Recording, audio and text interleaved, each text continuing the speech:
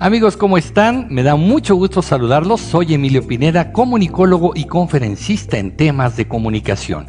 Quiero invitarlos ahora para que no se pierdan este curso que impartimos en el Museo Memoria y Tolerancia titulado Negociación y Manejo de Conflictos. Importantes temas para que tengamos estas herramientas que no solamente son una técnica para negociar, sino también lo que debemos tener emocionalmente para llegar a una negociación exitosa en la cual sea la fórmula ganar-ganar. Los espero. Pues muy buenas tardes a todos, muchas gracias por estar aquí. Voy a hacer una rápida encuesta, rapidísimo. Me gustaría que me dijeran, levanten la mano quienes ya tomaron algún curso, conferencia conmigo, levanten la mano por favor. Ah, qué bueno, mucha gente nueva, eso me da muchísimo gusto. Entonces vamos a poder trabajar muy a gusto con todos. Mi nombre es Emilio Pineda. Soy comunicólogo por formación y les agradezco muchísimo que estén en este curso que para nombrecito, ¿no? Negociación y manejo de conflictos. Yo no sé si qué tan hábiles somos en esta área y hasta les podré decir qué tan hábil soy yo, pues no lo sé. Vamos a ver cómo manejamos esto, pero la idea de tener estos 4 viernes es para encontrar estas herramientas de negociación y manejo de conflictos, no solamente a nivel personal, en la familia, sino también en la organización y en el trabajo, ¿sale? Pero bueno, vamos a ir entrando en materia para que vayamos entendiendo un poquito cómo es este asunto de la negociación y manejo de conflictos. ¿Por qué pasan este tipo de cosas? Miren, porque inevitablemente somos seres humanos y los seres humanos tenemos necesariamente intereses, puntos de vista, diferencia de opiniones, incluso a lo mejor ideologías diferentes unos con otros. Esto hace que normalmente tengamos una serie de conflictos, enfrentamientos, y no sería esto un problema si después no nos permitiera ser funcionales en lo que hacemos, ¿no? Creo que al final de cuentas en donde tenemos más conflictos es en nuestro lugar de trabajo, por ejemplo. Ahí es donde encontramos gente más distinta a nosotros, con mucho mayor diferencia en los puntos de vista. Y el problema es que si no la resolvemos, nos volvemos improductivos y nos volvemos, no avanzamos mucho en el trabajo, ¿sí? ¿Más o menos están de acuerdo? Ok, entonces por eso la idea de ir iniciando con este tipo de cosas. Vamos a ir trabajando un poquito sobre esto. La sesión de hoy vamos a ir entendiendo los tipos y las fuentes de conflicto. Me van a perdonar la primera parte un poquito, nos vamos a poner un poquito teóricos, pero espero que no dure mucho para que vayamos entendiendo muy bien qué son estos conflictos, de dónde vienen, por qué se generan. Vaya, los vivimos todos los días, pero a veces no los analizamos como debería de ser. ¿Sale? Entonces vamos iniciando un poquito con esto. La definición de conflicto, como nos la da de pronto el diccionario, ¿no? Siempre que nos dijeron en la escuela, a ver, vamos a entender una idea, nos vamos al diccionario. Y entonces, a mí me encanta porque los diccionarios en la escuela, no sé a cuántos de ustedes les pasó este tipo de experiencias, en los cuales dices, a ver, voy a buscar, por ejemplo, la palabra asertivo, ¿no? Entonces, vas al diccionario y dices asertivo, cualidad de asertividad, ¿no? Ah, qué padre. Entonces vas a buscar en el diccionario asertividad, cualidad que tienen las personas asertivas, ¿no? Entonces es padrísimo estos diccionarios que nos llevan a estos laberintos, callejones sin salida, ¿no? Bueno, aquí vamos a tratar de ir entendiendo un poco estos conceptos. Conflicto. La primera acepción es combate, lucha, pelea, enfrentamiento armado. Ándale pues, qué fuerte. Apuro, situación, salud. Situación desgraciada y de difícil salida. Qué fuerte, ¿no? Problema, cuestión, materia de discusión, conflicto de competencia, en fin, la psicología nos dice coexistencia de tendencias contradictorias en el individuo, capaces de generar angustia y trastornos neuróticos. Dice aquí, momento en que la batalla es más dura y violenta. Bueno, más o menos tenemos un poco la idea de lo que viene siendo un conflicto. En realidad, una definición un poquito más lineal o más simple, si lo quieren ver así, es estas situaciones en las que 2 o más personas entran en oposición o en desacuerdo. Esta es la clave. Entramos en oposición o en desacuerdo, porque sus intereses son incompatibles o son percibidos como incompatibles. Esto es interesante porque vamos a empezar a hablar de algo que ustedes me van a escuchar frecuentemente decir, la percepción. Como soy comunicólogo y soy comunicador y he trabajado para medios de comunicación y trabajo mucho esta parte, lo que nos queda muy claro es que a veces no es necesariamente lo que está pasando, sino lo que yo percibo como lo que está pasando. Y ese es el problema, porque a veces la percepción podría ser errónea, pero yo la veo como realidad. Ahorita vamos a hacer un experimento. Pero eso es muy interesante. Entonces, puede que mis intereses con los tuyos sean incompatibles o simplemente los percibo como incompatibles. Esto es muy interesante. Ajá. Juegan un papel muy importante las emociones y sentimientos. Y aquí viene el otro punto. Hemos aprendido a lo largo del tiempo que los seres humanos somos seres racionales y que todo lo tenemos que llevar al punto del pensamiento lógico. Y la verdad es que más del 85% de nuestra toma de decisión corresponde a cosas inconscientes y que tienen que ver con las emociones. A veces entro en conflicto no porque el otro esté equivocado, sino porque a lo mejor yo quiero tener la razón. Y ese es un punto más emocional que lógico. No sé si lo perciben de esa manera. ¿Sí? Entonces, bueno, seguimos con esta definición, donde la relación entre las partes puede salir robustecida o deteriorada, según cómo sea el modo de resolver este conflicto. Después del conflicto o salimos mejor o salimos peor. Depende de cómo lo moví, ¿no? Entonces esto es muy interesante. Vamos a tratar de hacer un experimento que tiene que ver con la percepción, para ir entendiendo que a veces la mente, nuestro pensamiento es el que nos juega algunas malas pasadas. Y es cuando creemos que algo está sucediendo y puede que no esté sucediendo en la realidad. Déjenme platicarles desde este momento que estudios dentro del campo de la neurociencia han determinado que el cerebro de pronto no distingue la realidad con la fantasía, con lo que estamos pensando. Vamos a hacer dos experimentos mentales muy rápido. Uno de ellos es cuando invocamos algo que no queremos que se piense. ¿Sale? En este momento les voy a pedir, por favor, que contesten la llamada. Muchas gracias. No, está bien. Les voy a pedir, por favor, que piensen, más bien, fíjense, la instrucción es muy precisa. Les voy a pedir que no piensen en un elefante verde con zapatos rosas. ¿Se dan cuenta? Esto es lo que pasa cuando nosotros negociamos o argumentamos. Imagínense ustedes cuando vamos a la consulta con el nutriólogo y el nutriólogo nos dijera, mire, a partir de hoy le voy a pedir por favor que ya no se coma ese pastel de chocolate de 3 leches con cubierta de moca con hojuelitas de chocolate. ¿Qué estás haciendo? Estás invocando la cosa que quieres evitar. Cuando nosotros, y lo vamos a ver a lo largo de estos viernes, cuando nosotros entramos en temas de negociación, hay que saber elegir las palabras y el método de argumentación. Si algo nos falla, normalmente, y no es que sea malo, sino que normalmente no lo practicamos, es la argumentación. Todos en redes sociales hemos visto peleas entre dos personas. Y tú ves que la persona afectada tiene la razón, pero escuchas y observas cómo argumenta y te das cuenta que no está argumentando adecuadamente. Hasta te quedan ganas de decir, híjole, ¿por qué no dijo esto? ¿Por qué no le dijo lo otro? Le hubiera dicho aquello, ¿no? El problema de la argumentación es esta, que no elegimos las palabras adecuadamente. ¿Sí están de acuerdo con esto? Venga, el segundo ejercicio mental que vamos a hacer en este momento es un poquito más largo. No necesitan cerrar los ojos, pero si quieren cerrar los ojos, háganlo para que sea un poquito más intenso el experimento. Y vamos a poner la manita enfrente. A ver, quiero ver sus manitas enfrente, ¿sale?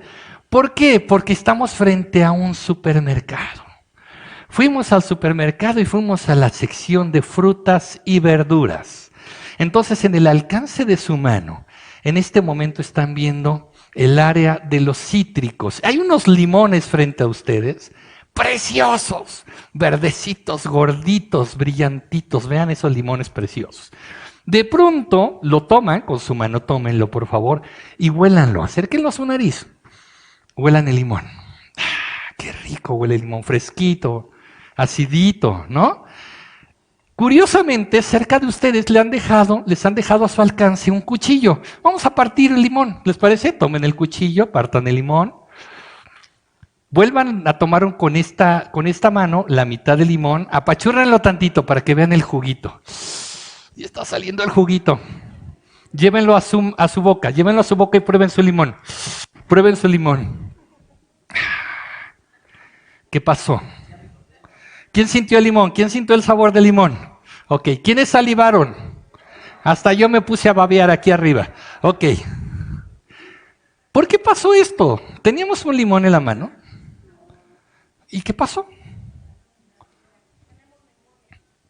Tenemos memoria porque por lo menos yo creo que todos aquí presentes hemos probado alguna vez un limón. Sabemos a qué sabe. Y en este momento, cuando empezamos a hacer el relato, ¿qué fue haciendo el cerebro? Imaginar, reproducir la experiencia, y evidentemente todos en alguna ocasión hemos probado directamente un limón y qué tal, ¿no? Las glándulas salivales así, con todo, ¿no? Bueno, si somos capaces de tener una experiencia como esta, simplemente evocando con palabras el momento, sin necesidad de que estuviéramos en el supermercado, ¿qué crees que pueda pasar cuando tú argumentas o relatas o interactúas con las otras personas? Si tienes la capacidad de crear estas historias o crear estas referencias que llegan a la mente de la otra persona, podemos hacer muchas cosas. ¿Y qué creen? Que aquí les viene la primera clave fundamental del curso de hoy. Que también así como hemos engañado a nuestro cerebro ahorita, que sintió el sabor del limón, bueno, pues también podemos engañarlo para que nosotros seamos mejores, seamos capaces, seamos hábiles, seamos sabios. El problema es que muchas veces nos han dicho tú no puedes y lo hemos creído. Es que tú no sabes y lo hemos creído. Es que tú no tienes la suficiente experiencia para eso y lo hemos creído. La propuesta ahorita es, así como engañamos a nuestro cerebro con el limón, también engañemos a nuestro cerebro diciéndole tú sí sabes, tú eres capaz, tienes el suficiente conocimiento, tienes la suficiente habilidad, tienes el suficiente valor. ¿Se dan cuenta que todo va enunciado en positivo? No es tú ya no eres cobarde o ya no tienes miedo. Cuando dices ya no tienes miedo, ¿qué está pasando? Está pasando lo del elefante verde, ¿no? Ah, no pienses en un elefante verde. Ah, ya no tienes miedo. ¿Qué estás evocando? El miedo. ¿Qué tienes que decir en positivo si quieres contrarrestar el miedo? Eres valiente, tienes valor, tienes la fuerza, en fin, muchas cosas. Vayan pensando en esto, porque cuando hablamos de negociación y resolución de conflictos, hablaremos poco a poco también de inteligencia emocional y estaremos hablando de estos elementos que tienen que ver en cómo construyo mis mensajes basado en mi experiencia. ¿Sí se dan cuenta? Levanten la mano, maestras y maestros, por favor. Ok, muchas gracias. Ustedes trabajan con chicos, con jóvenes. Hay que entender que nuestras palabras, y así lo dice el coaching ontológico y la ontología del lenguaje, nuestras palabras crean realidades. Los seres humanos somos los únicos capaces de crear realidades con nuestras palabras. Si hace un momento dijimos que había un limón frente a nosotros, había un limón. Tanto que el cerebro activó las glándulas salivales y sentimos el sabor, ¿sí? Ok, si le dices a un niño, a un adolescente, a una persona cualquiera, eres un tonto, le estamos creando esa realidad. ¿Se dan cuenta? Entonces hay que ir entendiendo cómo argumentamos. ¿Vamos bien hasta aquí? ¿Dudas? ¿Comentarios? ¿Todo bien? Bueno, avanzamos entonces y vamos a ver cómo es el análisis del conflicto. Hay muchos elementos cuando entramos en el tema del conflicto que intervienen en él y que sirven para el análisis. Uno de ellos, cuando hacemos análisis de conflicto, es entender los orígenes, de dónde vienen. Lo vamos a ir viendo poco a poquito. Las fuentes del conflicto, de quiénes vienen, qué tipo de conflicto estamos enfrentando, qué creencias intervienen en este análisis de conflicto, qué posturas está asumiendo cada una de las personas involucradas en el conflicto. ¿Se dan cuenta? Bueno, pues vamos a ver entonces el análisis del conflicto basado precisamente en los tipos más frecuentes de conflicto. Me voy rapidito con esto. La manera más sencilla y más rápida de entender Los conflictos, bueno, es esta su naturaleza, los tipos más comunes. El conflicto intrapersonal, la persona vive conflictos consigo mismo. Creo que todos hemos pasado esos momentos, ¿no? A veces no me llevo bien ni conmigo mismo, y a veces no me hallo y no me encuentro. Una de las mejores maneras, y ustedes me van a escuchar frecuentemente decirlo, es que la mejor manera de resolver cualquier situación en la vida es el autoconocimiento. Saber quién soy y de qué soy capaz es valiosísimo. Entonces, si ustedes no se llevan bien con ustedes mismos, pues invítense un café y pónganse a platicar. Porque la única persona que nos va a sacar de la bronca en la que estamos, soy yo. La única persona que va a luchar a muerte por nuestra causa, soy yo. La única persona que va a poner el esfuerzo hasta el último aliento para lograr mi objetivo, soy yo. Entonces vamos a llevarnos bien con nosotros mismos, ¿no? Entonces, pero para llevarnos bien, necesitamos conocernos, saber quiénes somos. Aquí es un análisis muy profundo, porque no es lo que otros nos han dicho que somos. Porque a veces, y lo vamos a ver en las siguientes sesiones, a veces la manipulación de otros hacia uno son parte del control. Y es mejor que nos digan que no soy suficientemente buen hijo, o suficientemente buen esposo, o suficientemente buen alumno, para que yo entonces me sienta con un complejo de culpa y haga cosas hasta en contra de mi voluntad, pero para satisfacer el juicio del otro, ¿sí? Entonces, si me conozco sin esos prejuicios, es mejor, porque entonces me doy cuenta de que soy capaz. Hace, ¿qué será? Una década, un poquito más de una década, yo no sabía que era capaz de dar conferencias. Y ahora me encanta y me divierto mucho estando aquí, ¿no? Todos hemos tenido una mala experiencia dando clase en el salón, ¿no? Cuando nos pasaron a exponer clase en la secundaria o en la prepa, ¿a poco no pasamos un trago muy amargo? Porque fue horrible. Encima los compañeros bullers ahí burlándose de uno, el maestro con cara de tabla a ver viendo si lo hacíamos bien o no. Y mi compañero de al lado que no hizo nada, nada más trajo las cartulinas y las trajo mal, ¿no? Entonces pues uno está con toda la presión. Bueno, esas experiencias hacen que mucha gente no hable en público. Y resulta que después tienen esa habilidad. Pero hay que pulirla, hay que romper esa creencia negativa de uno mismo. Ajá. Entonces, los conflictos intrapersonales tienen que ver con esto, conocernos mejor para llevarnos bien con nosotros mismos. El conflicto interpersonal ya es otra cosa, es cuando se presenta entre personas diferentes. Ahora sí, el conflicto es entre tú y yo. El siguiente, conflicto intragrupos. Aquí está muy interesante porque entonces ya estamos teniendo conflictos entre intereses de grupos diferentes. Ya no es entre tú y yo, es entre ustedes y nosotros. Ahí es cuando viene este tipo de conflictos. Y el conflicto, perdónenme, ese es el conflicto intergrupos y el anterior intragrupos. Ya formamos parte de un equipo, pero tenemos problemas entre nosotros y no nos podemos poner de acuerdo. ¿Sí están de acuerdo con esto? ¿Vamos bien? Ok. Vamos a ver algunos otros enfoques y ahí les pongo el apellido de los autores que plantean este tipo de enfoques en los conflictos. Uno de ellos, Pondé, 1967, dice que el conflicto es un proceso y sí lo es y les voy a enseñar las etapas de ese proceso al ratito.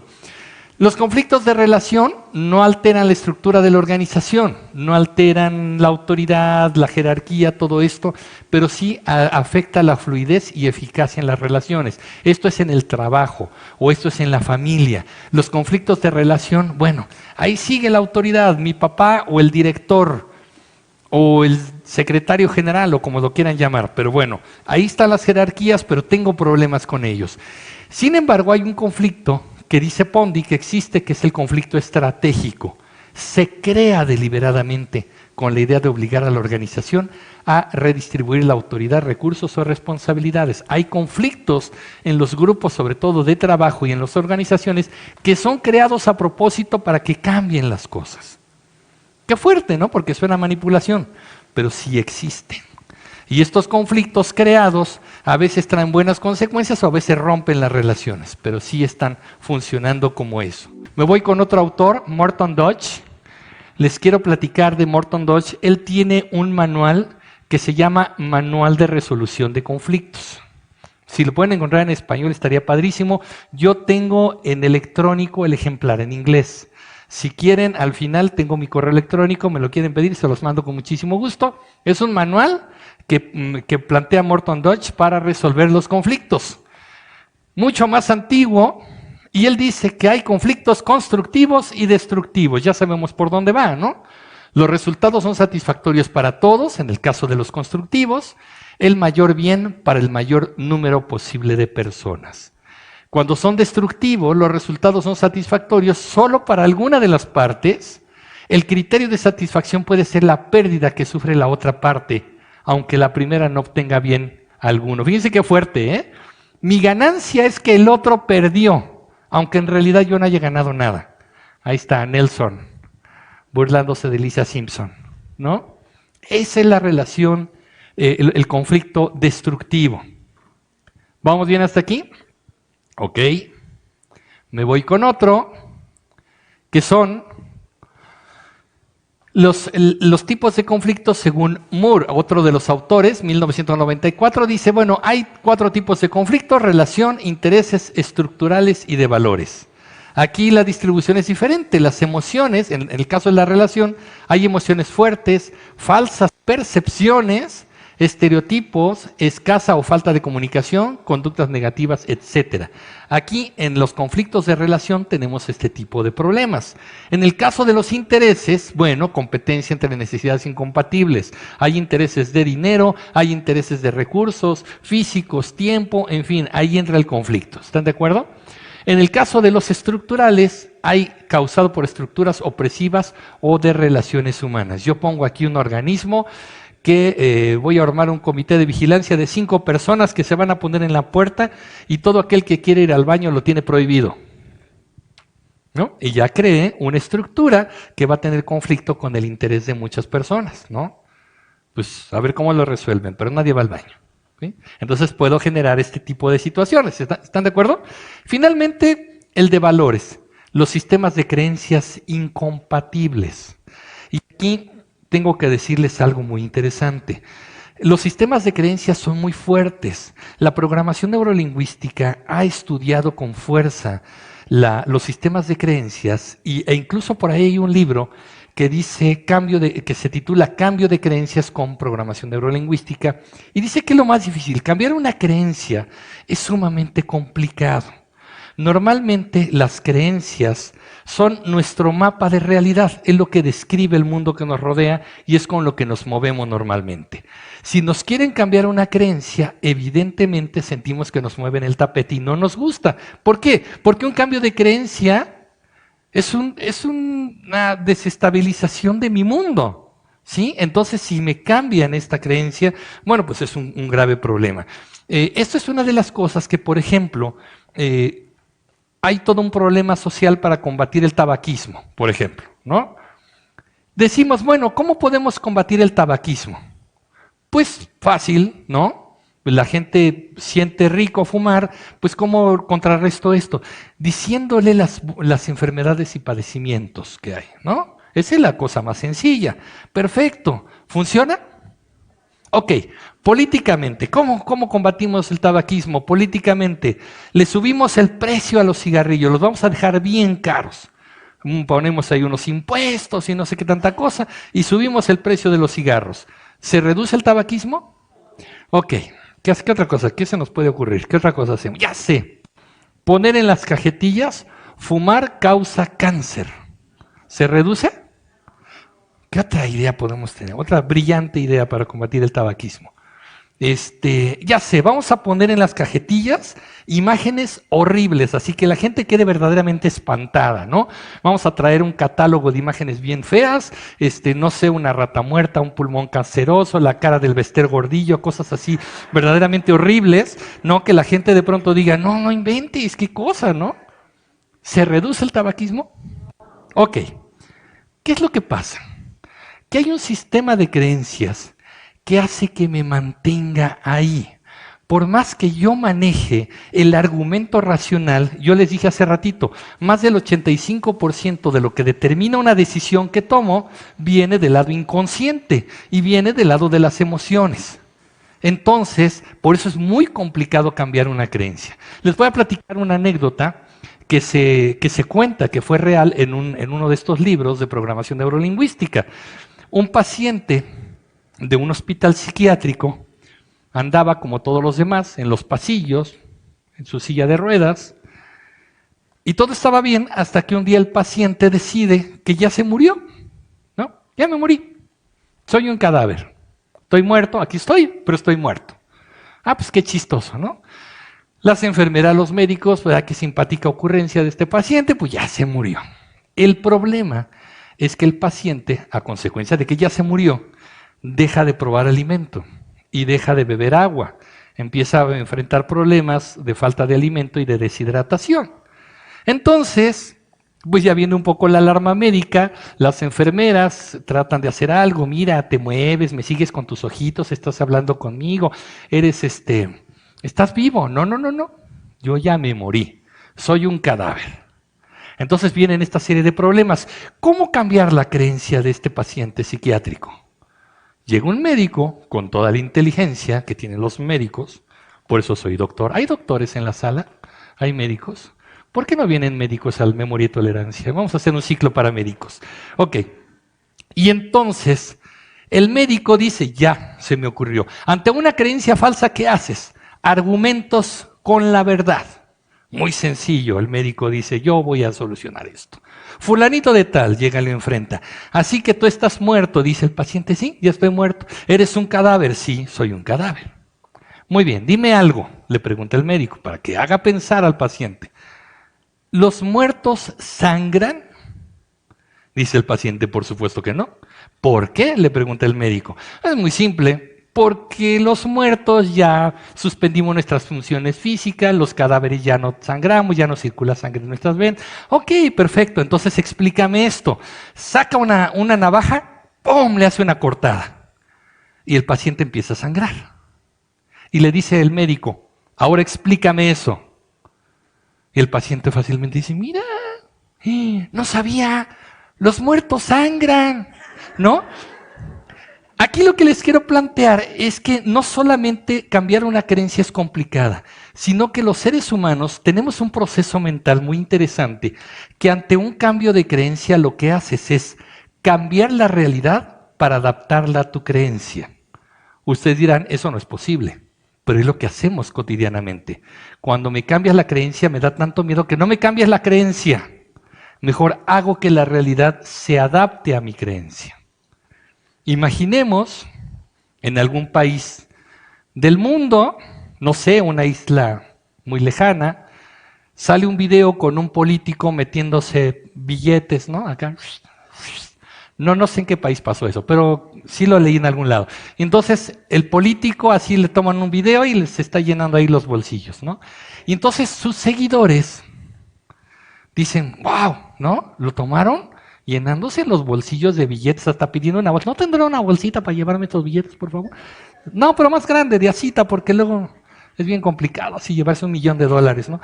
Entonces, haces esto.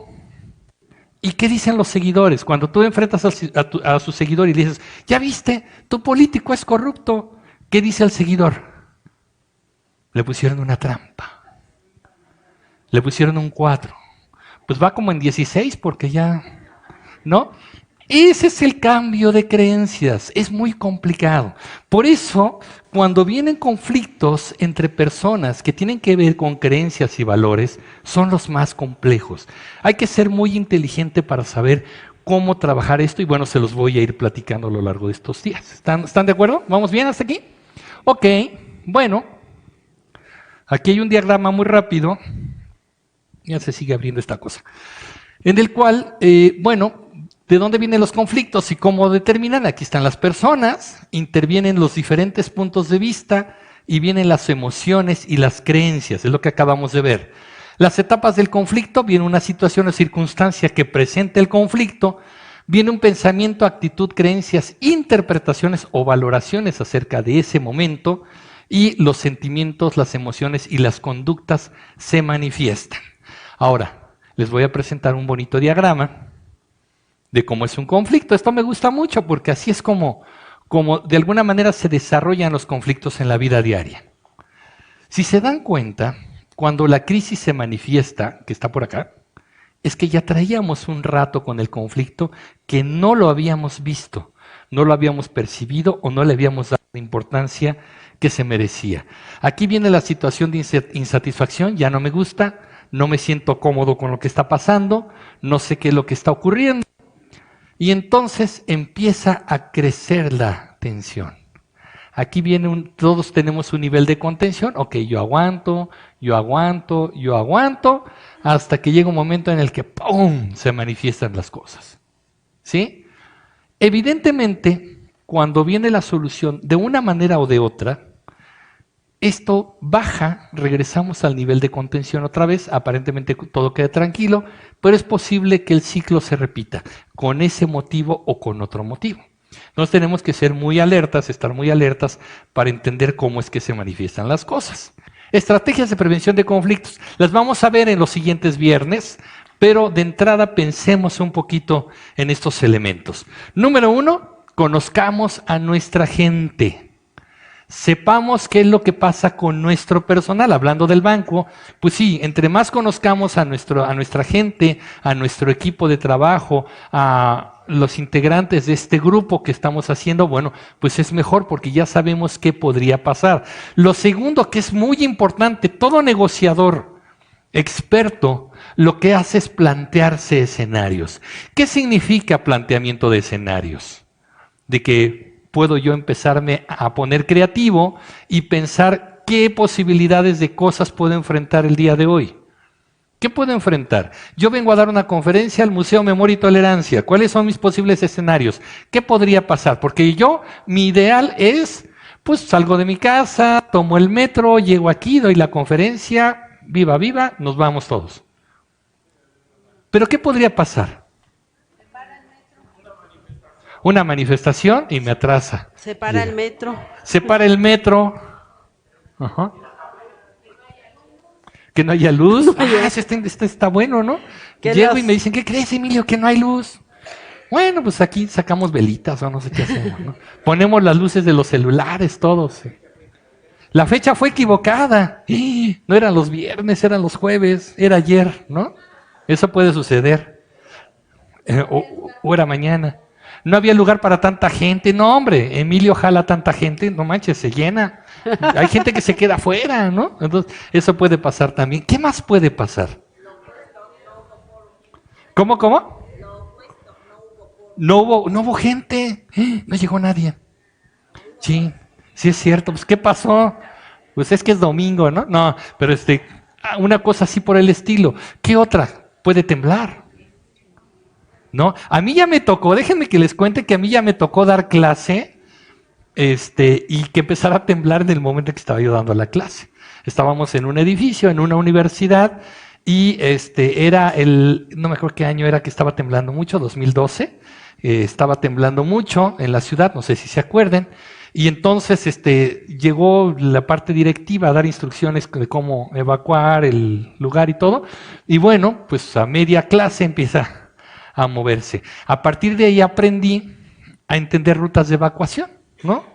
Por ejemplo, es una cosa que yo lo hago como hábito. Entonces digo, a ver, llego, conozco el auditorio, veo cuáles son las rutas de evacuación. ¿Cómo organizaría yo, que soy quien tiene la voz cantante en este momento? Porque si soy el primero que sale corriendo, dejo mi silueta ahí, está cañón, ¿no? Pero igual y no, igual y si yo sé que tengo la responsabilidad de dirigir aquí una clase, y de pronto empieza a temblar, pues a lo mejor tomo el liderazgo y decir, bueno, vamos a salir en este orden. A lo mejor ustedes nunca se van a enterar, pero yo siempre lo pienso. En un auditorio, en una sala, pienso en esa posibilidad. Bueno, cuando tú llegas a enfrentar un problema o vas a una circunstancia nueva, te planteas escenarios, no es que te pongas pesimista, simplemente es que plantees cómo reaccionar ante muchas situaciones. A lo mejor tengo a una persona que de plano no le gusta mi clase, y se pone en contra mía todas las 2 horas. Y Emilio no, y tómala, ¿no? Y empezamos aquí una lucha frente a frente. Me pasó una vez que hice un comentario que yo sentí como inocente, ¿sí? Y Y una persona al final me dijo, ¿cómo me dijo? Me ofendí mucho con su comentario. Ay, en la torre yo me quedé así, pues ¿qué dije, no? Una cosa sobre política. Ay, que usted casi forma parte de la mafia del poder. Y yo así, no, espérese tantito, ¿no? ¿Qué haces? Hago lo del banco. Lamento mucho que se haya sentido ofendida con mi comentario. No fue con la intención, es un punto de vista, pero yo espero verla los siguientes días aquí. Le van a seguir gustando las clases. Le prometo no hablar más de política, ¿no? Porque el hecho de dar una clase es una pequeña negociación con ustedes. Es un pacto que firmamos en algún momento en el cual yo les pido que me pongan atención y ustedes dicen, pues entrégame algo que valga la pena. No lo decimos con esas palabras, pero finalmente es una negociación. Si yo no te estoy entregando algo valioso o lo estoy haciendo de mala gana, o sea, a lo mejor se me empiezan a dormir, ¿no? O a lo mejor empiezo a sentir ruidito, ¿no? Todo el mundo está murmurando porque esta clase está de flojera. A lo mejor el mal del puerco ataca con todo y entonces, ¿no? Sí, digo, entonces todo eso puede pasar. Plantéense escenarios. Los negociadores expertos plantean posibilidades. El plan A, B, C, D, hasta la Z, ¿no? Hay que plantearnos. Entonces, no nos agarra por sorpresa. Y aunque de plano ocurriese algo que no esperaba completamente, sí tengo un patrón de comportamiento que puedo desarrollar, ¿no? Porque tengo planteamiento de escenarios. 3, ubiquemos los aspectos frágiles. ¿Qué se puede romper en la negociación? La negociación es de un superior a un subalterno, entonces el subalterno se va a sentir más frágil. Va a decir, pues si usted es el jefe, siempre va a querer tener la razón. Eso pasa a veces entre papás e hijos, ¿no? Pues sí, tú eres el papá, pues, ¿qué puedo hacer? Ya soy casi un perdedor desde el momento en que estoy llegando porque soy tu hijo, ¿no? Ese tipo de circunstancias pasan. En una negociación profesional hay que ir entendiendo cuáles pueden ser los aspectos frágiles que pueden presentarse. A veces es jefe hombre, subalterna mujer. Es una situación de mayor vulnerabilidad si ella lo siente de esa manera. ¿Sí? Entonces pensemos en todo eso. ¿Vamos bien hasta aquí? Sí. Rápidamente, me voy rápido, vamos a ver cómo andamos de tiempo. Quiero plantearles muy brevemente, tenemos toda una plática sobre el tema, pero ahorita lo vamos a ver muy rápidamente, sobre el tema del liderazgo. El liderazgo como una herramienta de resolución de conflictos. Si ustedes se dieron cuenta, cuando ustedes estaban haciendo el ejercicio, alguien tomó la bandera de liderazgo. Alguien habló más. Alguien dijo, pues es que debíamos resolverlo de este modo, debíamos resolverlo de esta manera. Alguien hasta decidió que yo tenía que hablar por el equipo. ¿Sí? Esa es una situación de liderazgo. Y sí se da de ese modo. Entonces hay que pensar un poco, ¿qué es esto? Rápidamente, díganme así a bote pronto, ¿qué cosa es un líder? ¿Un guía? ¿Cómo? El que toma el problema para resolverlo. Ok, interesante. Los líderes se meten en muchos problemas. ¿Cómo? Alguien empoderado, tiene poder. ¿Qué palabra tan importante dentro del liderazgo? Claro, gracias. Sabe identificar las habilidades y competencias de su equipo para impulsarlo. Fíjense qué interesante, y esto aquí me quiero detener un poquito.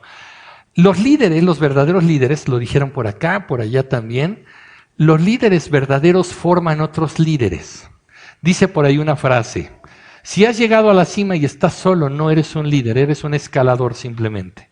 Los líderes no tienen miedo a formar otros líderes, no tienen miedo a ser superados, no tienen miedo a dejar su huella y su enseñanza en otras personas. Al contrario, hay muchos líderes, si se dan cuenta, busquemos a los líderes del mundo, de la historia, de las empresas, del deporte. Muchos líderes agradecen a sus mentores el haber aprendido de ellos. Los líderes son formadores de otros líderes y tienen esto que ustedes dicen que es importantísimo. También son elementos que marcan una guía, marcan un cómo hacer las cosas. Entonces tómenlo en cuenta porque los líderes son esto precisamente.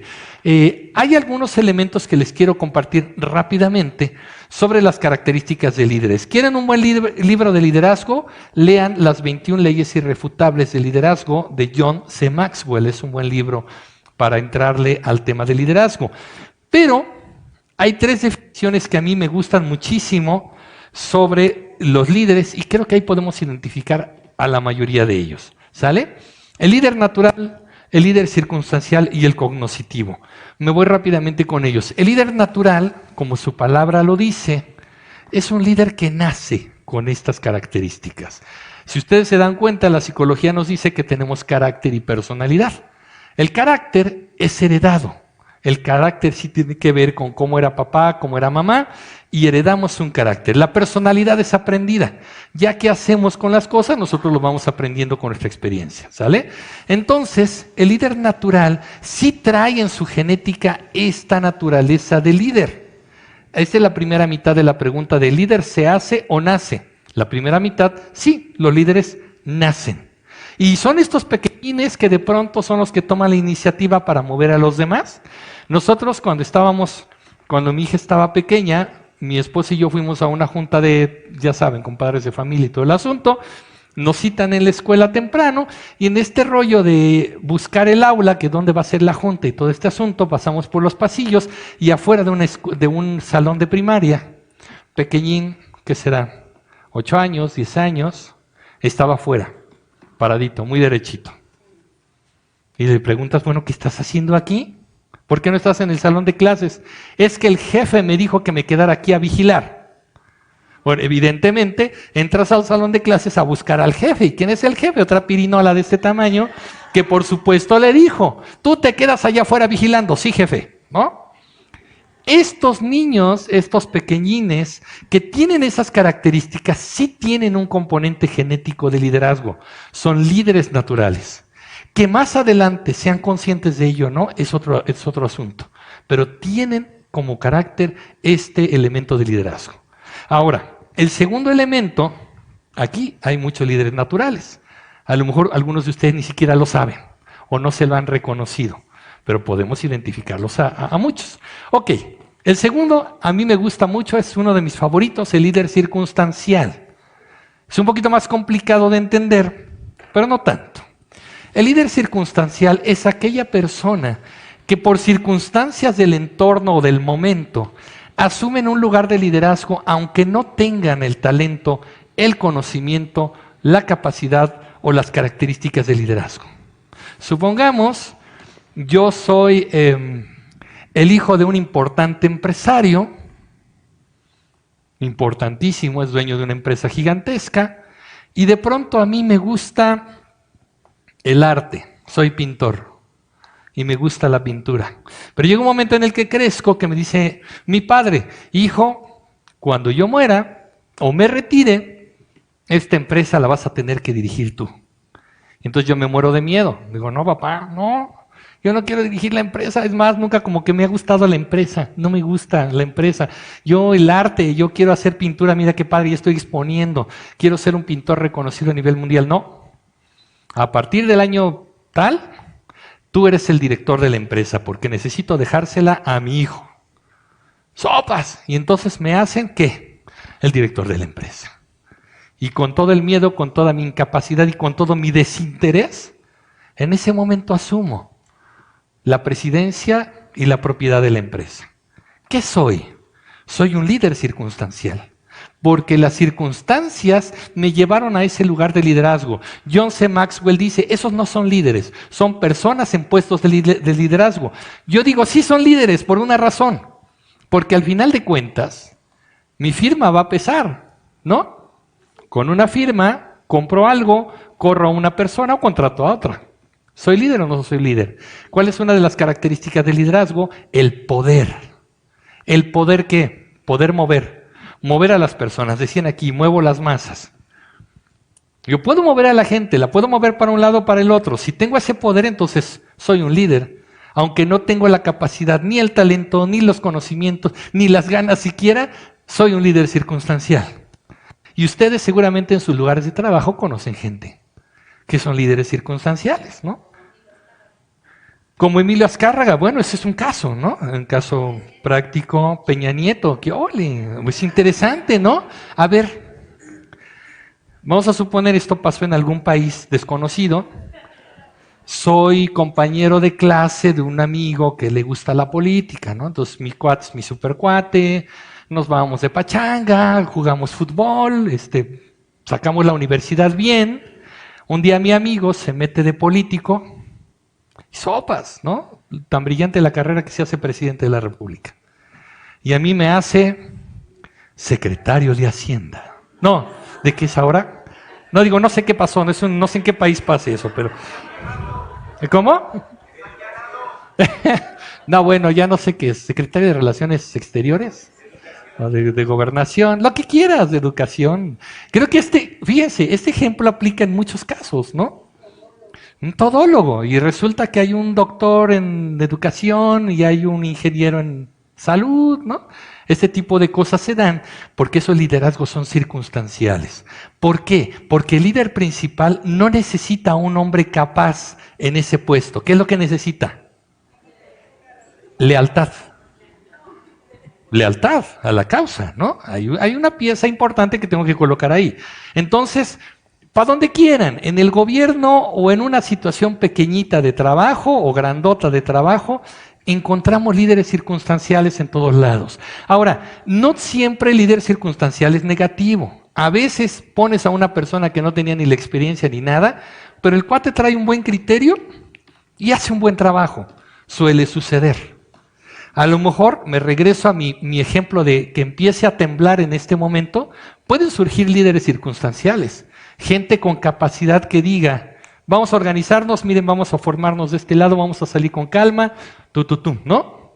Hay un liderazgo circunstancial que puede ser efectivo. Sí pasa. Pasa pocas veces, pero sí pasa. ¿Sí? Y finalmente el líder cognoscitivo. Como su nombre nos lo dice y nos da una pista muy rápida, el líder cognoscitivo se prepara para ejercer el liderazgo. Lo ideal, entonces, esta es la segunda parte de la pregunta, ¿el líder se hace o nace? Ya dijimos, el líder sí, nace, pero también se hace.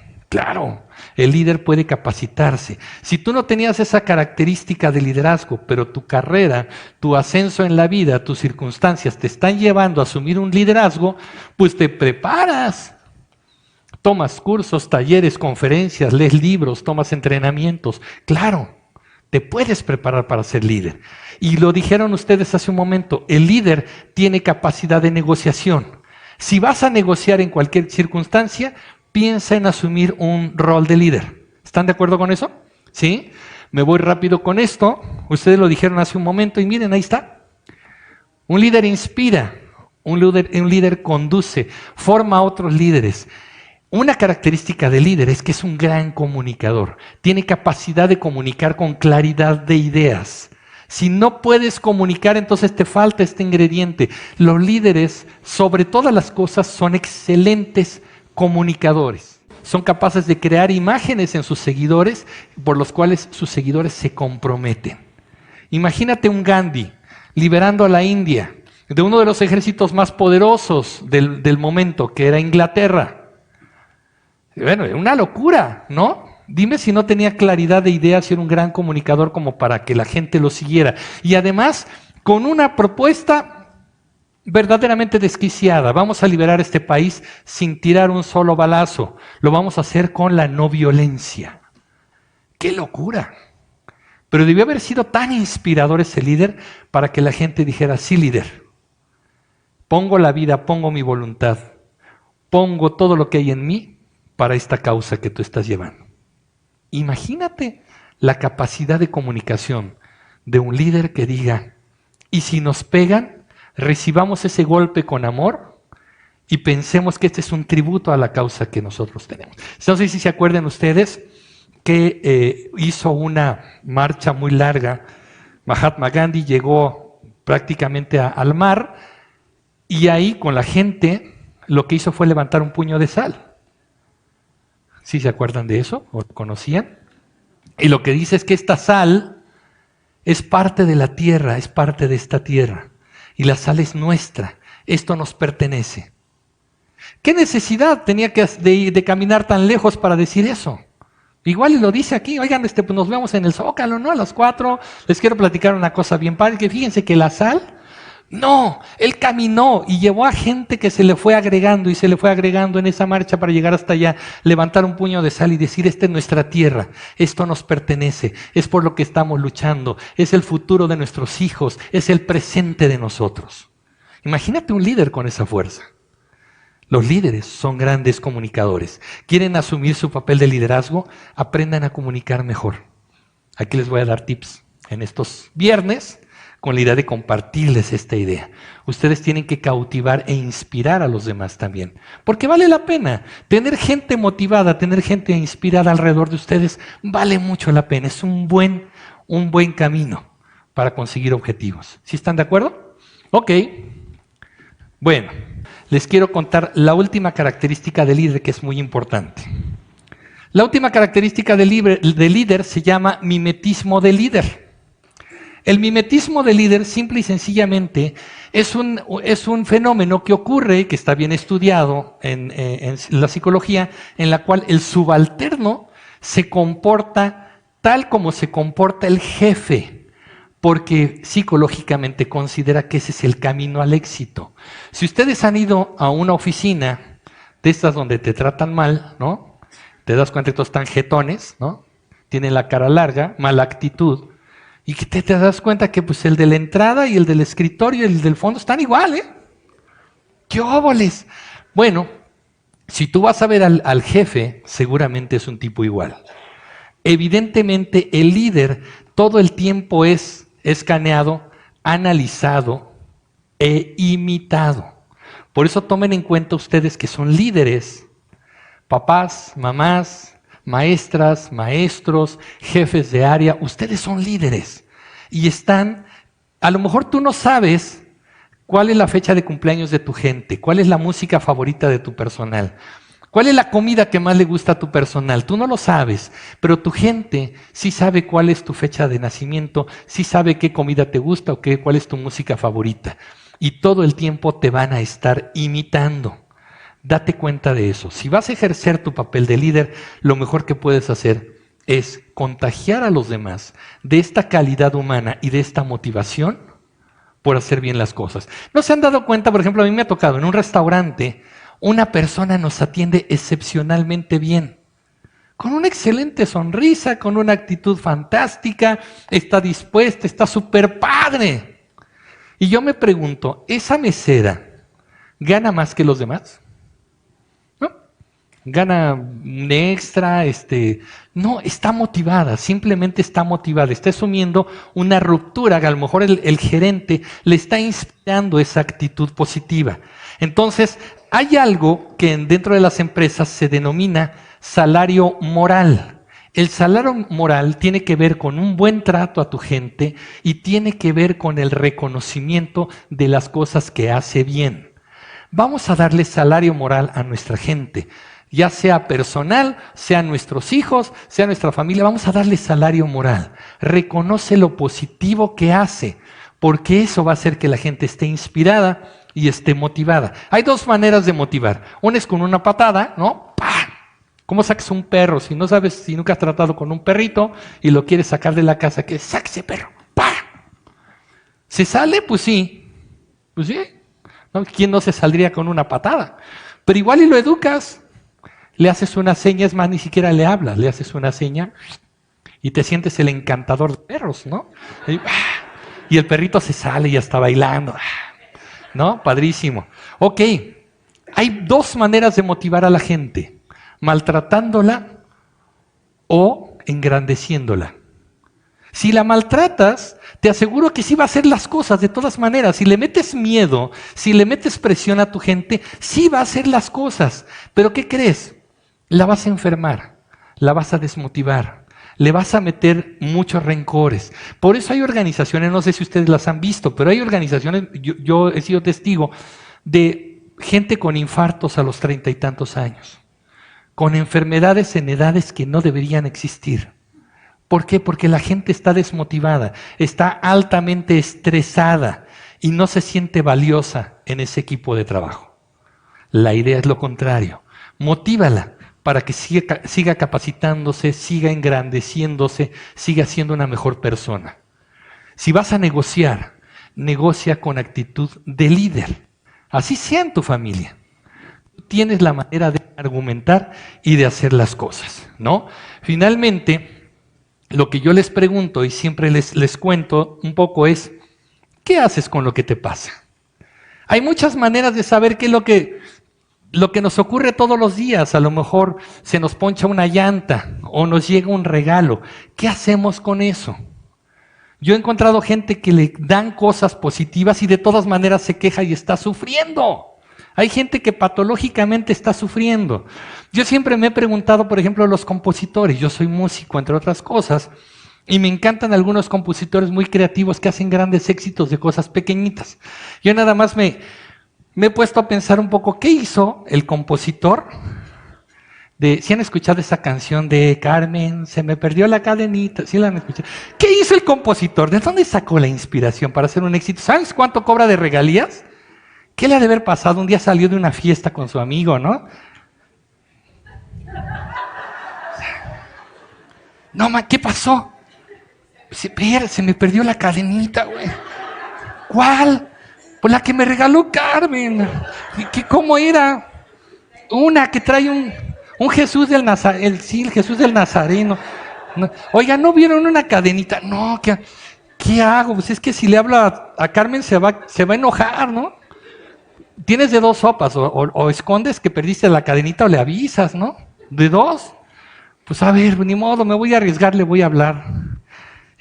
Carmen, no sé cómo, sí, soy yo, ya voy para la casa, sí.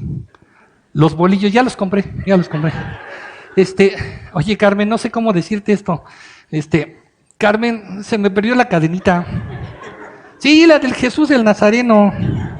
La que tú me regalaste, Carmen. Sí, la que tú me regalaste, Carmen. Carmen. Se enojó, ¿no? Entonces, ¿tienes de esas dos? O tienes una tercera, ¿no? Este cuate lo que hizo, pues voy a hacer una canción, ¿no? Yo no sé si siga con Carmen o no, pero el que se está haciendo una lana, ¿no? De regalías. ¿Qué hacemos con lo que nos toca todos los días? ¿Qué hacemos con lo que nos pasa?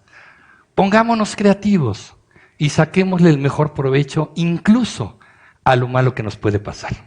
¿Sí están de acuerdo con eso?